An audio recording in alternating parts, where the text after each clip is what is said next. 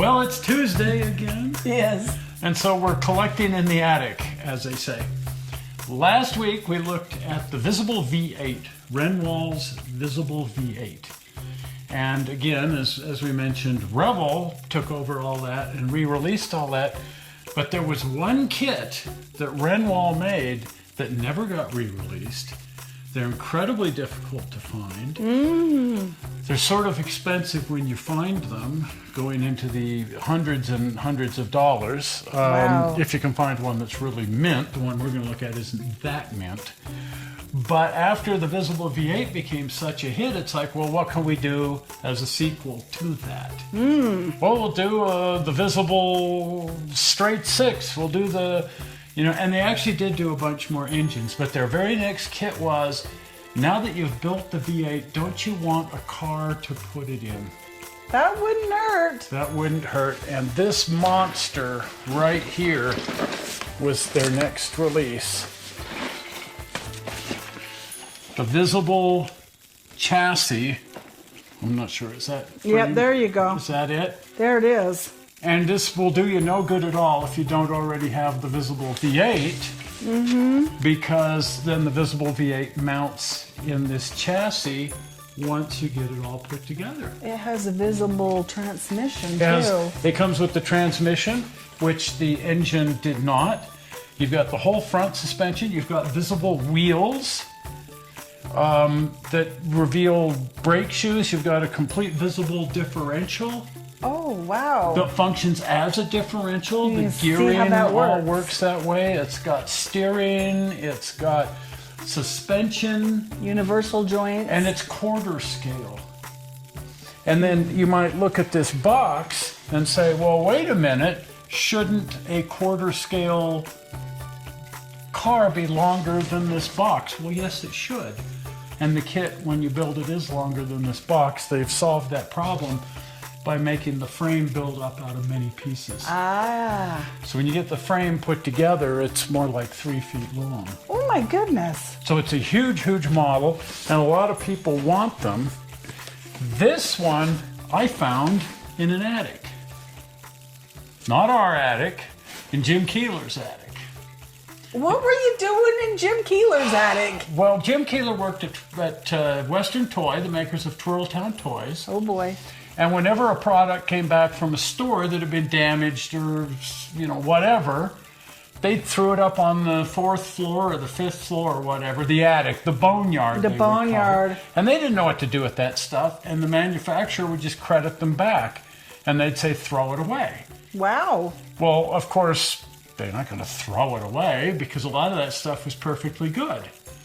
And I would go up to the boneyard, and Jim would let me go up there, and I'd just gather up all kinds of crap and bring it down and say, what do you want? And they'd say, well, $1 for this, 50 cents for that. And, wow. And this was in the boneyard. Wow. The box is all damaged, and I guess they got it back. It's completely intact. It's never been opened, which is what I'm about to do, because the box is so damaged, and I just want to show you guys the inside. So even though it's been decades and this has never been opened, I'm going to attempt Do you need a crowbar? to break the seal. Ooh. Wow, it still has those big box staples in it. Yeah, this wasn't sealed in plastic or anything. It was sealed with box staples. Wow. Oh my. Oh, heavenly days. There it is. There it is. I'll haul this over to the bench and get some decent close-ups of it. Yes, But, that's the only way to do that before it... Whoa, Nelly. It's water damaged and it's dirty and it's disgusting, but it's all here. Oh.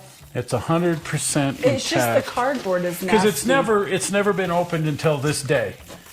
It was made in like 1962 or something, and it has never been opened until this day. Wow. So how about that? Anyway, it's got an aroma going to it too. Mouse poo or something going on with it. Anyway. I've been immunized against hantavirus. I did start building one. In truth, there were 2 in the boneyard. And I opened the other one and I built the other one. And whatever became of it, I don't know. But that visible V8 that I showed you guys last week is the visible V8 I bought to build and put in it.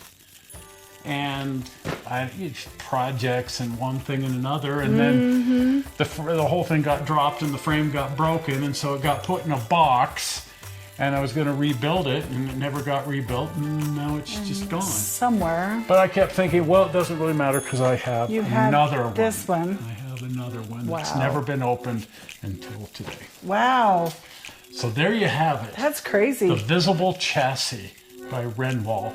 And for whatever reason, Revell never put it out. They re-released all the other Renwals, as far as I know. But this was the only release, the early 60s, of the Visible Chassis. And it may be that they had some manufacturing issues with it or something, and they said never again. I don't know. Wow. Because there's a lot of very big parts. Makes into something. And just, the weight of plastic alone. There's as much plastic in this kit as there is in the Pacific Ocean. I was going to say in my Ford Focus, but we won't go there. There's a lot of plastic. I think there's actually more plastic in the Pacific Ocean. But my Focus is fine. Nevertheless, I digress. But I've always thought about building this, and I don't think I ever will, but I've often been looking on eBay for a proper box. Knowing that the kit's all bagged and everything, the paperwork should have been fine, and now that we're inside here, I see that it is. But if it had a proper box, it would really be a proper kit. So I'm looking for a proper... Oh, yeah, get the word out. Empty boxes do turn up on eBay. They do. That's a popular thing to sell because people will build the kits and then they will sell the box because they know there's a market for that. Exactly. Go figure. Yeah. Well, if you haven't been over to the channel, pop over to the channel, and if you're not a subscriber, do subscribe.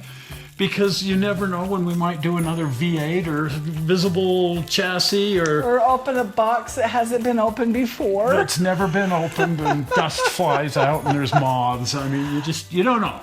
So you want to be a subscriber, and then you're part of a very cool, and the battery just went dead.